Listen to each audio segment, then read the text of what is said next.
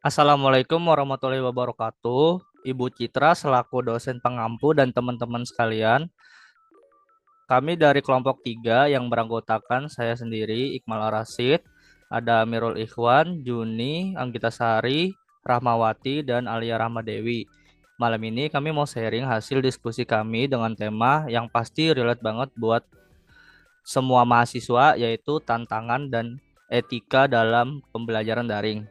Di sini kami bakal bahas hal-hal yang sering terjadi waktu belajar online, mulai dari kendala teknis, rasa bosan, sampai pentingnya menjaga etika dan kejujuran dalam dunia digital. Harapannya, diskusi ini nggak cuma jadi formalitas, tapi juga bisa jadi refleksi bareng-bareng gimana caranya biar belajar daring tetap efektif dan nyaman untuk kita semua. So, tanpa berlama-lama lagi, yuk kita langsung aja mulai pembahasannya. Untuk Aninda Juni, silahkan. Oke, dimulai dari tantangan dalam pembelajaran daring. Yang pertama-tama itu keterbatasan teknologi dan akses. Tidak semua mahasiswa punya perangkat atau internet yang memadai, sehingga muncul kesenjangan antara daerah perkotaan dan juga pedesaan. Yang kedua, motivasi dan disiplin belajar. Belajar dari rumah bikin siswa lebih sulit fokus dan mengatur waktu. Tanpa pengawasan guru ataupun dosen, motivasi siswa belajar sering menurun. Yang ketiga adalah interaksi sosial terbatas. Minimnya tatap muka membuat hubungan sosial dan rasa kebersamaan antar siswa atau mahasiswa serta guru juga dosen jadi berkurang. Evaluasi dan kejujuran akademik. Sulit memastikan kejujuran saat ujian atau tugas karena pengawasan terbatas sehingga hasil belajar kurang objektif. Yang terakhir adalah kelelahan digital. Terlalu lama menatap layar bisa bikin lelah, stres, dan bosan, yang akhirnya menurunkan semangat belajar. Baik, lanjut ke etika dalam pembelajaran daring. Yang pertama itu ada kejujuran akademik. Waktu ngerjain tugas atau ujian, usahain jujur, jangan nyontek atau copy paste. Ada juga etika komunikasi digital. Kalau lagi belajar atau diskusi online, tetap jaga cara omong. Juga gunain juga bahasa-bahasa yang sopan. Terus juga dengerin pendapat orang. Yang ketiga ada privasi dan keamanan data.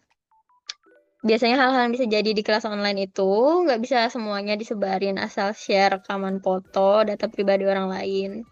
Nah, ada juga tanggung jawab dan kedisiplinan. Datang tepat waktu ya, contohnya juga ngumpulin tugas-tugas sesuai jadwal, lalu ikut aktif. Terus yang terakhir ada saling menghargai. Pas diskusi online, kasih kesempatan orang lain juga buat ngomong. Nggak perlu mendominasi, terus juga harus bisa respect. Selanjutnya, hasil diskusi pada pertemuan 4, kami membahas skenario 3, yaitu pelaksanaan ujian tengah semester. Strategi yang kami pilih adalah sinkronus, yaitu pembelajaran yang berlangsung secara real-time dan interaktif. Artinya, dosen dan mahasiswa hadir serta berinteraksi pada waktu yang sama. Alasan kami memilih strategi ini karena UTS menuntut pengawasan akademik secara langsung agar kejujuran peserta tetap terjaga. Dengan strategi sinkronus, dosen bisa memantau mahasiswa secara real-time selama ujian berlangsung. Sedangkan strategi asinkronus dinilai kurang cocok karena beresiko tinggi terhadap ketidakteraturan waktu dan menurunnya integritas akademik. Baik, terima kasih. Pada materi pertemuan kelima, kami mempelajari tentang desain konten pembelajaran daring yang berfokus pada tiga aspek utama, yaitu multimedia, visualisasi, dan interaktivitas. Sebagai penerapan dari materi ini, saya menganalisis video berjudul Manfaat dan Risiko AI dalam bidang pendidikan. Berdasarkan hasil analisis, video ini sudah menerapkan prinsip multimedia learning dengan cukup baik sesuai teori Richard Mayer. Video memadukan narasi suara, teks singkat, dan ilustrasi visual yang saling melengkapi. Kombinasi audio dan visual ini membantu penonton memahami materi dengan lebih mudah dan tidak terasa membosankan. Selanjutnya, dari segi koherensi, materi disampaikan dengan fokus dan tidak bertele-tele. Hanya informasi penting yang relevan dengan topik yang ditampilkan sehingga isi video tetap jelas dan mudah diikuti. Selain itu, video juga menerapkan prinsip redundansi dengan baik. Narasi dijelaskan secara lisan tanpa teks panjang di layar. Hanya poin-poin utama yang muncul agar penonton tetap fokus dan tidak terganggu oleh banyak tulisan. Kemudian, Dari aspek kontiguitas, gambar dan teks ditampilkan berdekatan sesuai konteks penjelasan. Hal ini memudahkan penonton menghubungkan informasi verbal dengan visual, sehingga isi materi bisa dipahami lebih cepat dan jelas. Kesimpulannya, secara keseluruhan, video yang saya analisis telah menerapkan prinsip desain multimedia dengan baik. Penyajiannya menarik, informatif, dan membantu penonton memahami materi dengan mudah. Kombinasi narasi yang jelas, visual yang relevan, serta tampilan yang terstruktur menjadikan video ini contoh yang efektif dalam penerapan desain konten pembelajaran daring. Baik, ada juga visualisasi dalam pembelajarannya. Video ini menggunakan grafik, diagram, dan animasi sederhana untuk memperjelas konsep.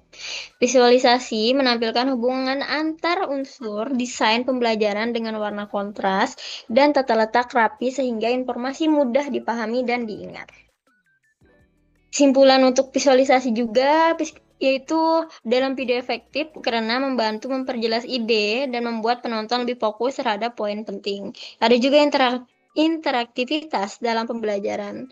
Dari segi interaktivitas, video, manfaat dan risiko AI dalam bidang pendidikan. Sudah berusaha melibatkan penonton meskipun formatnya masih satu arah. Di akhir video, pembicara memberikan pertanyaan reflektif, yaitu apakah ChatGPT boleh digunakan siswa untuk membuat PR atau ujian? Dan mengajak penonton menuliskan pendapat di kolom komentar. Hal ini menjadi bentuk interaktivitas sosial yang sederhana namun efektif karena penonton diajak berpikir kritis dan berpendapat tentang etika penggunaan AI dalam pendidikan. Ajakan ini membuat video terasa lebih hidup dan tidak hanya informatif. Meskipun belum ada fitur seperti kuis atau simulasi, interaktivitasnya sudah cukup baik dan bisa dikembangkan lagi agar pembelajaran lebih aktif dan menarik. Baik, yang terakhir evaluasi keseluruhan. Secara keseluruhan, video dari manfaat dan resiko AI dalam bidang pendidikan itu sudah menerapkan prinsip pembelajaran daring dengan baik. Dari segi multimedia, narasi, teks, dan gambar disajikan seimbang sehingga mudah dipahami. Visualisasi juga mendukung penjelasan dengan ilustrasi dan warna yang menarik. Untuk interaktivitas, meski belum ada kuis atau aktivitas langsung, video ini juga tetap melibatkan penonton melalui pertanyaan reflektif di akhir yang mendorong mereka berpikir dan menulis pendapat di kolom komentar secara umum. Video ini informatif, relevan, dan menarik. Hanya perlu sedikit peningkatan pada aspek interaktivitas agar lebih partisipatif. Nah, itu tadi hasil diskusi dari kelompok kami tentang tantangan dan etika dalam pembelajaran daring dan juga tugas analisis video. Dari pembahasan tadi bisa kita simpulkan kalau teknologi memang penting, tapi yang nggak kalah penting adalah sikap seperti tanggung jawab, kejujuran, dan saling menghargai selama proses pembelajaran. Terima kasih banyak Ibu dan teman-teman sekalian yang udah hadir. Semoga apa yang kami sampaikan bisa bermanfaat dan jadi pengingat kecil buat kita semua agar tetap semangat belajar dimanapun dan kapanpun. Sekian dari kami, kelompok 3. Terima kasih dan sampai jumpa.